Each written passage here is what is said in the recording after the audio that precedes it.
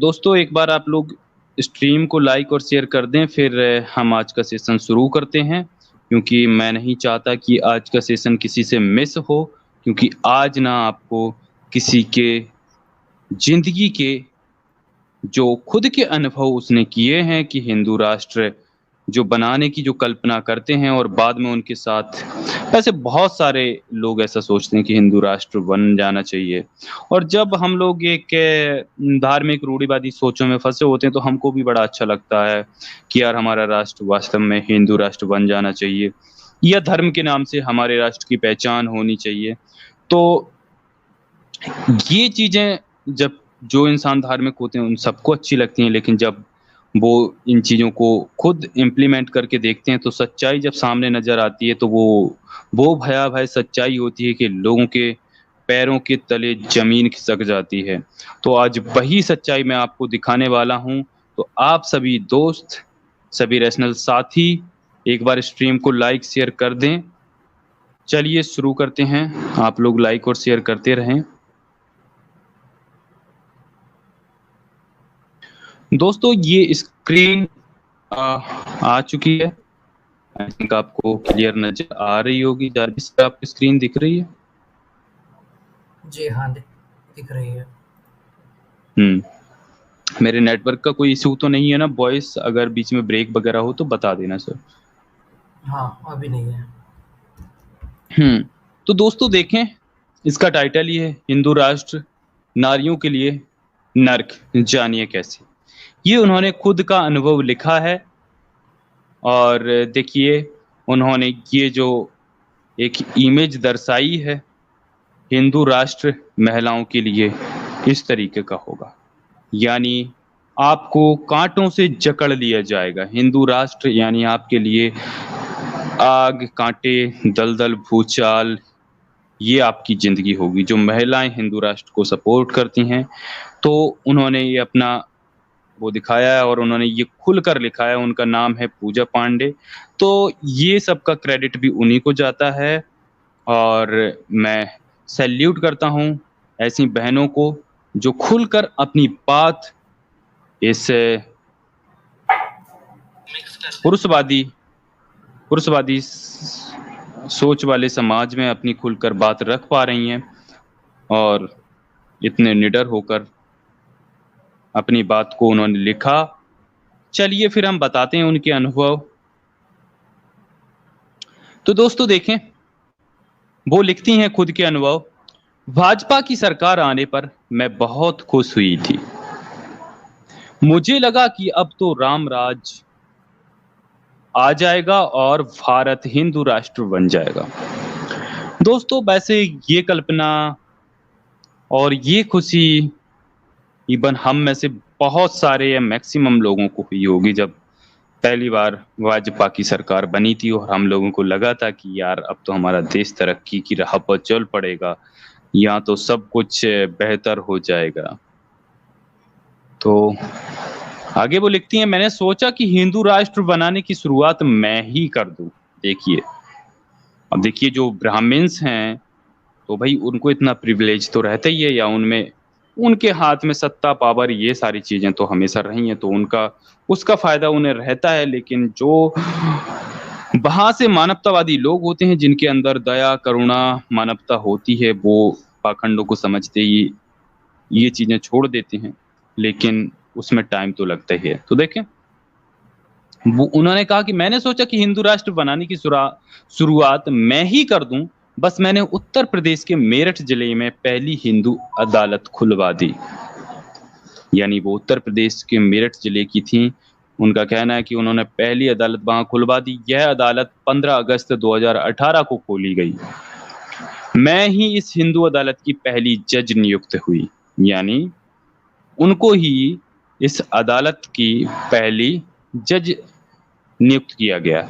मैंने सोचा कि मैं मनुस्मृति के आधार पर इस अदालत में न्याय करूंगी। देखिए, यहाँ पर दिक्कत क्या है कि जो लोग मनुस्मृति का समर्थन करते हैं ना, उनमें से मैक्सिमम टू मैक्सिमम लोग वो होते हैं जिन्होंने कभी मनुस्मृति को पढ़ा नहीं होता है।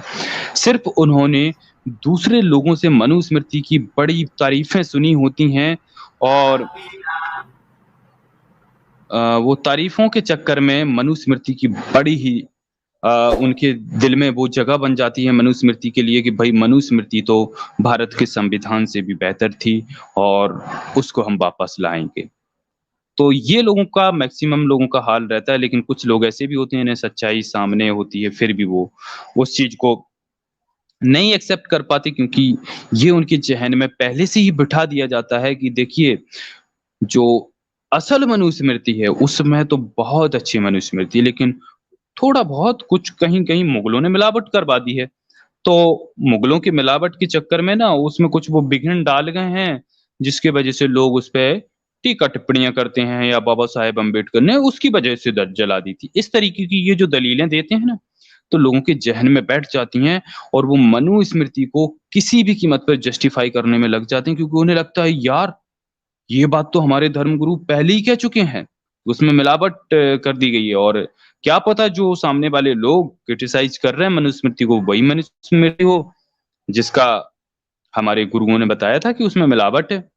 तो इस वजह से लोग उन चीज़ों से नहीं निकल पाते हैं और उसी में फँसे रहना चाहते हैं क्योंकि उन्हें धर्म नहीं छोड़ना अच्छा लगता या सच्चाई स्वीकारने की उनमें हिम्मत नहीं होती। आगे वो लिखती हैं, सभी हिंदू संगठनों ने इसका दिल से स्वागत किया। देखिए, भाई हिंदू संगठन और क्यों ना स्वागत करेंगे इसका।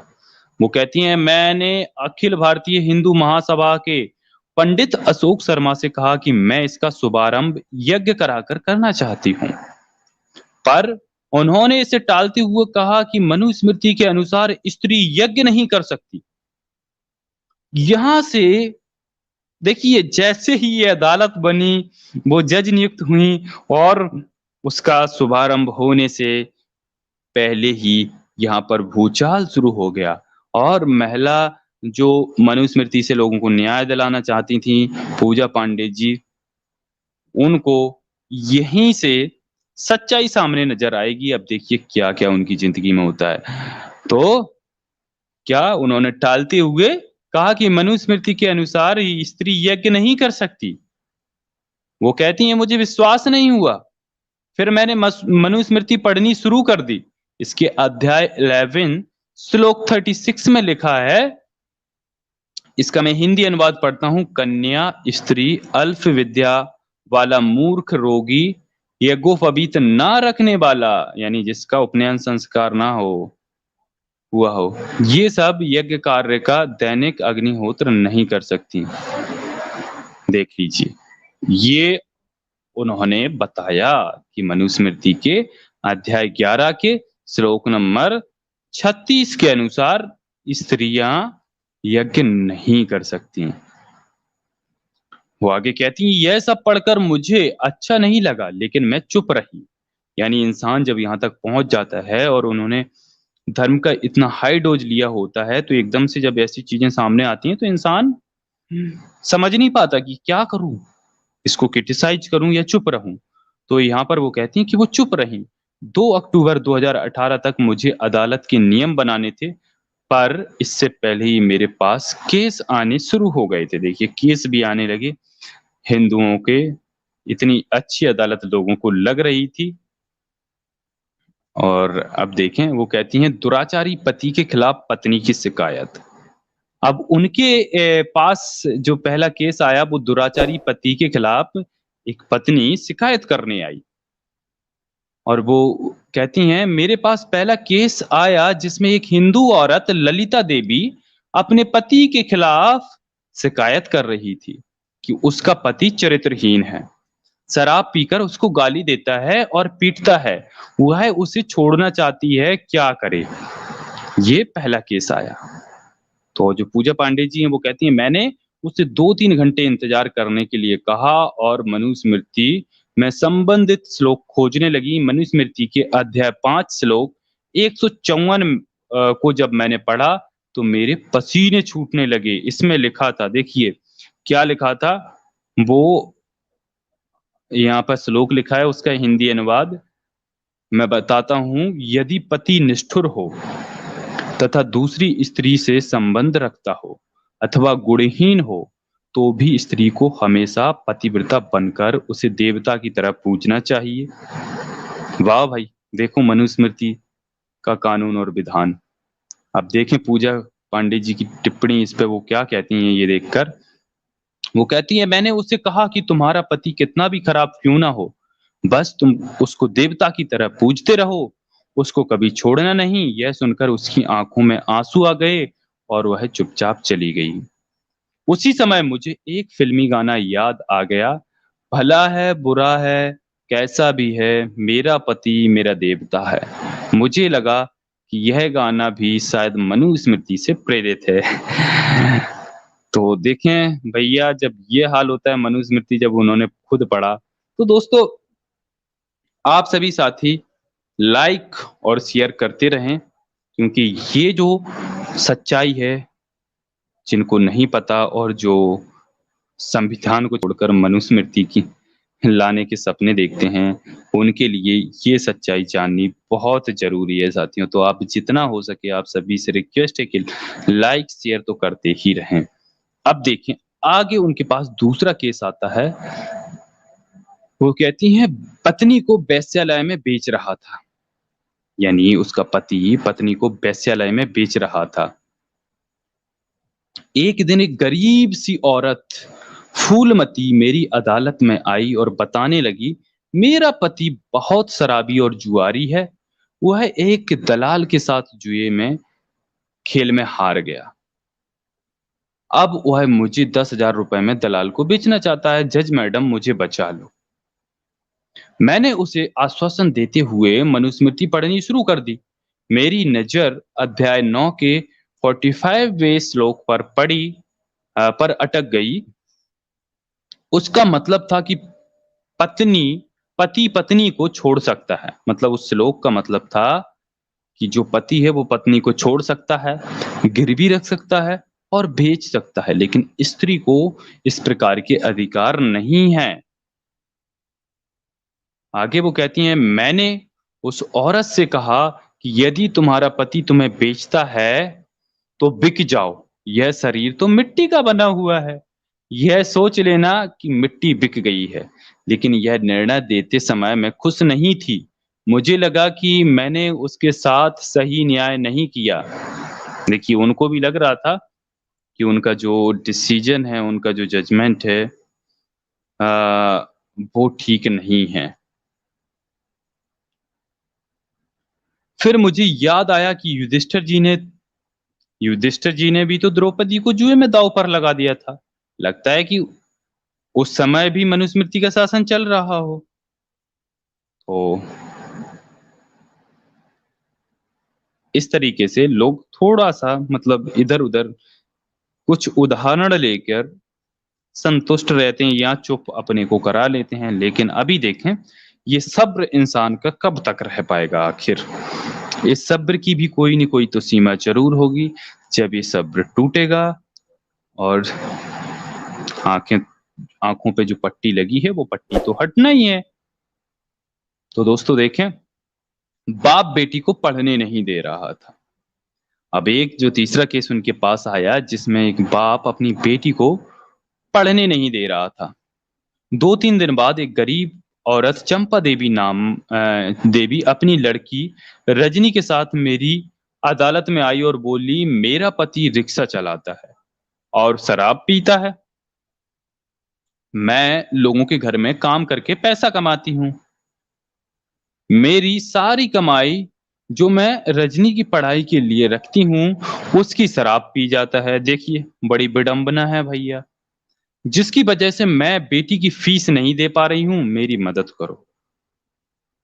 देखो ये बहुत ही अच्छा केस है कि भाई कोई माँ है वो अपनी बेटी को पढ़ाना चाह रही है, लेकिन अक्सर ये बहुत ही कॉमन केसेस होते हैं। जब आप शहरों में शायद आपको ऐसे केस नहीं देखने को मिले, लेकिन जो आप बैकवर्ड एरिया में जाएँगे, जो बहुत ज़्यादा पिछड़े हैं, जहाँ पर गरीब लोग रहते हैं, वहाँ पर मुझे जहाँ तक मैं जैसे एरिया में रहता हूँ, इधर ऑब्जर्वेशन जो मेरी रही है, उसमें से मान लीजिए कि 60 टू 70% होते हैं जो पक्के पियक्कड़ और जुआड़ी होते हैं, जो गरीब लोग हैं या मतलब जो जिनके पास ज़्यादा संसाधन नहीं है, ज़्यादा समझ नहीं है, एजुकेशन का अभाव है उनके पास, तो उनके साथ यही कंडीशन यही परेशानी रहती है कि वो लोग ना आदमी लोग बड़े दारू में धुत रहते हैं और बेचारी औरतों को पीटते हैं और वो उनकी सब कुछ सहती हैं और सुनती हैं, उसके बावजूद भी उनकी दयनीय स्थिति बनी रहती है और भाई वो बोल नहीं सकती अपने पति के खिलाफ क्योंकि समाज ही ऐसा है, वरना समाज ताने मारेगा कि तुम अपने पति से ऐसे बोलती हो, जुबान लड़ाती हो। तो इस तरीके के जो ताने हैं, उनसे बचने के लिए कोई महिला जानकर भी, चाहकर भी मतलब अपने पति के खिलाफ एक शब्द भी नहीं बोल सकती, उसको समझा भी नहीं सकती, उसको रोक भी नहीं सकती, ये हालत होती है। और ये सच्चाई है दोस्तों, इसको बिल्कुल भी अन्यथा ना लें। तो आगे वो कहती हैं, मैंने मनुस्मृति में इस तरह के अपराध की सज़ा ढूँढने लगी। अच्छा उन्होंने इस तरीके के अपराध की सज़ा ढूँढी, पर मुझे अध्याय 9 श्लोक नंबर 18 में कुछ अजीब-सा ही मिला। उनको अध्याय 9 में 18वें श्लोक में ये मिला, वहाँ पे लिखा है नास्ति स्त्रीणा क्रिया मंत्रे रीति धर्मे व्यवस्थिति निरिंद्रिया ह्यामंत्राश्च स्त्रीभ्यो अनृतम इति स्थिता यानी स्त्रियों को पढ़ने का, पढ़ाने का, वेद मंत्र बोलने का या उपनयन जनेऊ का अधिकार नहीं है। देखें यहाँ पर जब उनको ये मिला कि स्त्रियों को पढ़ने का पढ़ाने का, वेद मंत्र बोलने का या उपनयन यानी जनेऊ का अधिकार नहीं है। अब देखें उन्होंने फिर देखा अध्याय मनुस्मृति का अध्याय 8 श्लोक 416 में कहा गया है भार्या पुत्रश्च दासश्च त्राय ऐबादना स्मृता यत्ते समधि गच्छन्ति यस्य ते तस्य तद्दनम यानी स्त्री की संपत्ति का मालिक उसका पति ही है, वह कभी मालिक नहीं हो सकती। उसका पति ही उसकी संपत्ति का मालिक है। अब वो कहती हैं अब मेरे पास कोई और उपाय नहीं था, मैंने चंपा देवी को बताया कि लड़कियों को पढ़ने की कोई जरूरत नहीं है, उसको घर का काम सिखाओ, तुम्हारी कमाई पर तुम्हारा हक नहीं है, तुम्हारे पति का ही हक है, इसलिए मैं कुछ नहीं कर सकती। चंपा देवी फूट फूट कर रोने लगी, मेरी भी आंखों में आंसू आ गए। मनुस्मृति पढ़ते पढ़ते मुझे कई और खतरनाक श्लोक दिखाई पड़े जो इस प्रकार से हैं।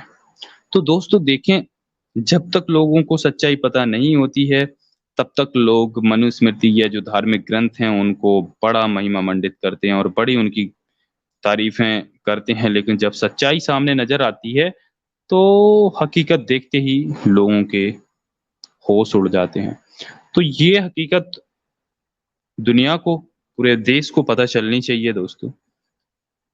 तो आप लोग शेयर और लाइक जरूर करते रहें, इसमें हमारी जरूर मदद करें। तो देखिए ये जो श्लोक है अध्याय 9 श्लोक नंबर 15 है, इसका हिंदी अनुवाद है स्त्री चंचल, हृदयहीन, कुटिल और बेवफा होती है।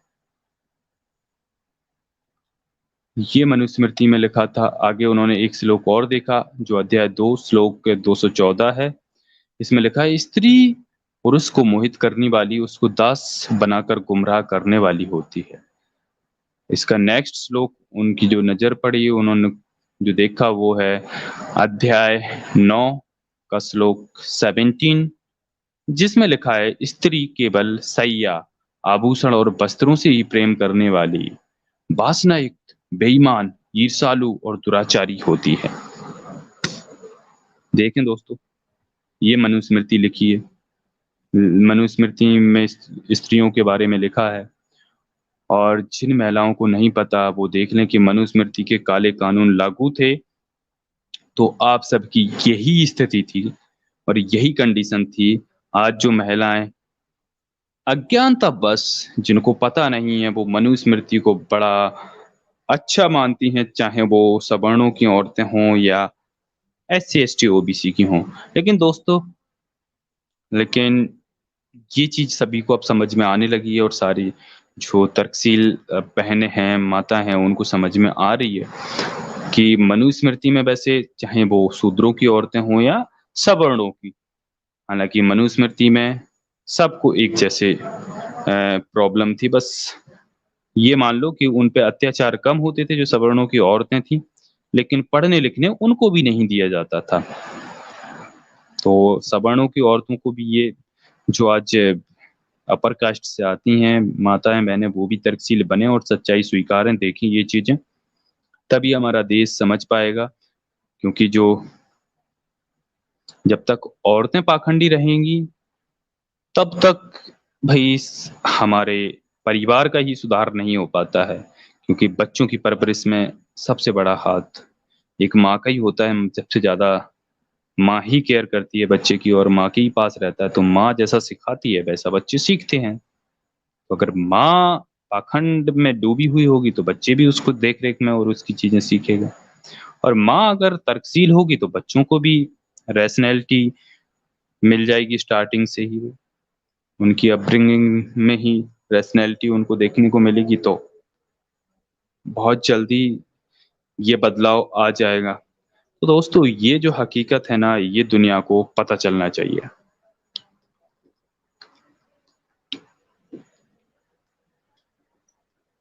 आगे चलते हैं। वो कहती हैं, ये सब देखने के बाद मेरा दिल बैठने लगा। फिर मुझे तुलसीदास की रामचरितमानस का वो पद याद आया जिसमें लिखा था, ढोल गवार शूद्र पशु नारी ये सब ताड़न के अधिकारी। मतलब है कि जैसे ढोल पीटने से ही बजता है, वैसे ही नारी शूद्र और जानवरों को पीटने से ही वे काम करते हैं। मुझे लगा कि तुलसीदास भी मनुस्मृति से प्रभावित थे। अ, तो हकीकत जब सामने आती है तो यही हाल होता है किसी का भी। अब देखें प्रेम विवाह,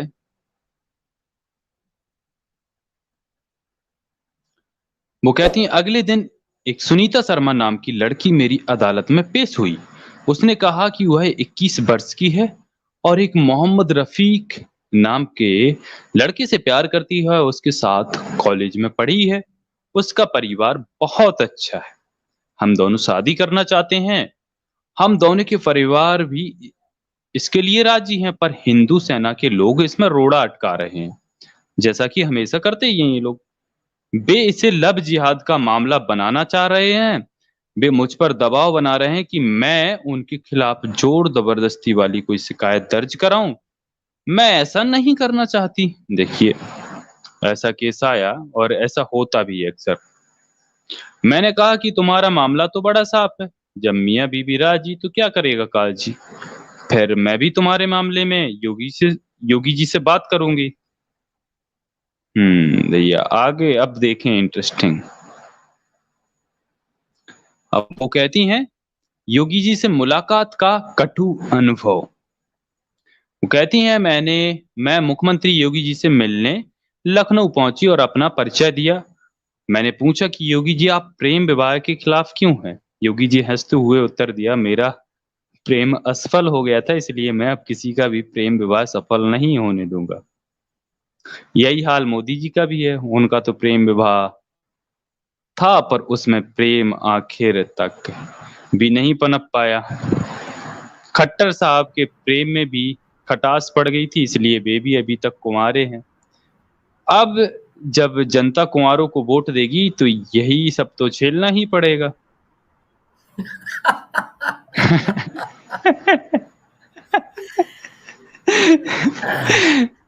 मतलब ये प्यार में पछताए हुए लौंडों की सरकार है। बिल्कुल बिल्कुल। और इनका भाई बैकग्राउंड में अगर मतलब कुछ जब वीडियो वगैरह लीक हो जाते हैं तो इनकी कैजुअल जो बातें हैं ना, लोग सुनेंगे तो लगेगा ही नहीं कि ये मतलब इतना बड़ा पद संभाल भी रहे हैं या इतनी बड़ी जिम्मेदारियां इनके कंधों पर भी हैं देश और राज्यों की। ऐसा लगेगा भाई ये तो बिल्कुल गली के नुक्कड़ से निकले हुए लौंडे लफाड़े जो होते हैं ना, वो लगते हैं। जैसा कि योगी जी तो भाई एक जो वर्ड है वो आप कई बार बोलते हैं कि भाई उसको तो भाई वो ऑन स्टेज बोल दिए थे, तो इनका भाई सोचो। ऑन एयर बोले थे लाइव पे। हाँ, तो भाई ये हाल है इनका, देखो। आप फिर देखिए फिर वो क्या कहती हैं। फिर योगी जी ने कुछ सोचते हुए कहा, तुम औरत हो इसलिए तुम राजनीति नहीं समझोगी। हमारा तो अस्तित्व ही ध्रुवीकरण से आया है। अब सत्ता बनाए रखने के लिए हिंदू मुस्लिम तो करना ही पड़ेगा। मैं एकदम सन्न रह गई थी। योगी जी ने पूरी नारी जाति का अपमान कर दिया था। उन्होंने कहा था कि औरत ना समझ होती है। मैं गुस्से में तुरंत वहां से वापस चली आई। खैर, ये तो इनके बाबे पंडित पुजारी सभी औरतों का अपमान ही करते रहते हैं। मैं अपनी अदालत में उदास बैठी हुई थी, तभी वहां पर पंडित अशोक शर्मा आ गए। उन्होंने पूछा, क्या बात हुई? मैंने कहा कि अब मेरे से इस अदालत का काम नहीं हो पाएगा। देखें दोस्तों, समझ आ गया तो ये हालत होती है। आगे देखते हैं। आगे फिर शर्मा जी ने कहा, मैं तो पहले ही कह रहा था कि औरत स्वतंत्र रूप से काम नहीं कर सकती, मनुस्मृति में लिखा है।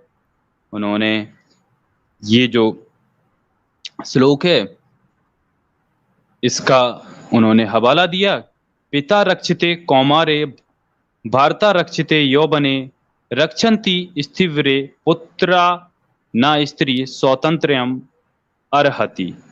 यानी पुत्री, पत्नी और माता, युवा व वृद्धा किसी भी स्वरूप में नारी स्वतंत्र नहीं होनी चाहिए। यानी नारी को कभी स्वतंत्र स्वतंत्रता नहीं नहीं हो देनी चाहिए।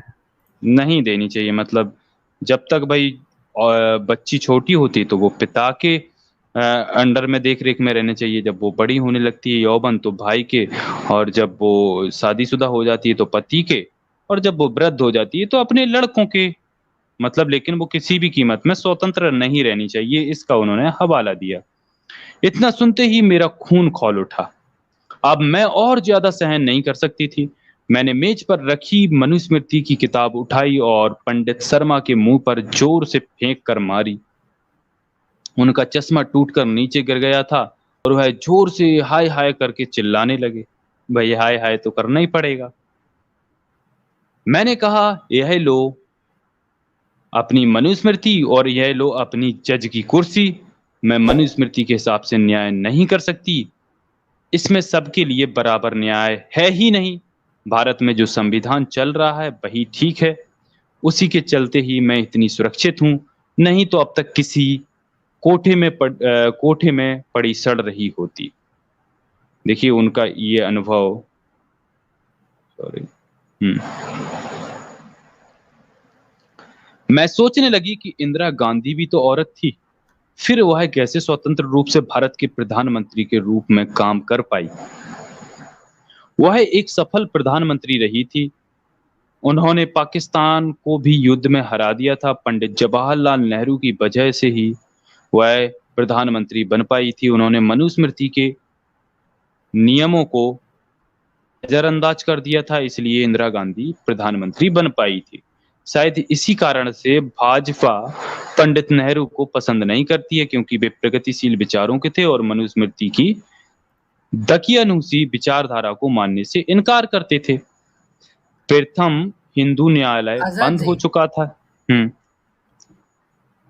ये लोग बहुत मजाक उड़ाते हैं कि इनका किसी लड़कियों के साथ अफेयर था, फॉरेन लड़की के साथ, फॉरेनर हम्म हम्म। नेहरू जी का। लगता है ये भी मतलब दिल जले का ही प्रॉब्लम है कि उनके पास उस उम्र में भी थी और इनके पास टिकी ही नहीं। हाँ यार, ये भी क्या बात पकड़े हैं आप जारविस सर। सच कहा आपने। हाँ, ये भी शायद यही प्रॉब्लम है यार। ये बात इसी तो वजह से माननी उसको पड़ेगी। पेलते रहते हैं, हर बात में नेहरू, हर बात में नेहरू। एक्चुअली दिल जला हुआ है। दिल जला हुआ है, बिल्कुल। भाई इन लोगों की सफल नहीं हो पाई ना, तो ये सोचते हैं हम किसी का सफल नहीं होने देंगे। तो वो कहती हैं, प्रथम हिंदू न्यायालय बंद हो चुका था। इसी बीच इलाहाबाद हाई कोर्ट से इसके बारे में पूछताछ के लिए एक नोटिस आ गया था। वास्तव में यह न्यायालय गैर कानूनी ही था। तो दोस्तों, वैसे आप देखेंगे तो हमारे देश में कितनी ऑर्गेनाइजेशन जो हिंदू या धर्म के नाम पर चल रही हैं, जो कि गैर कानूनी है।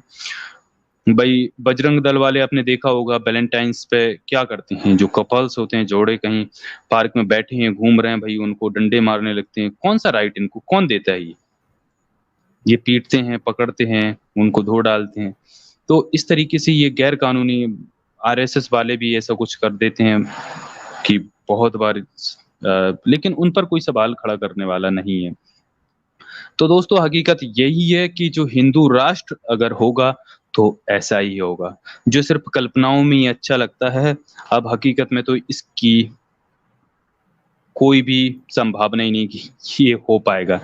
क्योंकि यार अब तो इतने तो प्रगतिशील लोग हैं कि इसके लिए आवाज़ अपनी बुलंद करेंगे और मानवतावादी लोग भी अब अपनी आवाज़ रेज़ कर रहे हैं और उसी वजह से हम लोग यहाँ पर इस प्लेटफ़ॉर्म पे बैठे हैं और हम मानवता के लिए हम सभी साथी ये प्रयास कर रहे हैं और ये प्रयास एक दिन अभी भले छोटे-छोटे बुलबुले हों, कभी ये विस्फोट भी करेंगे।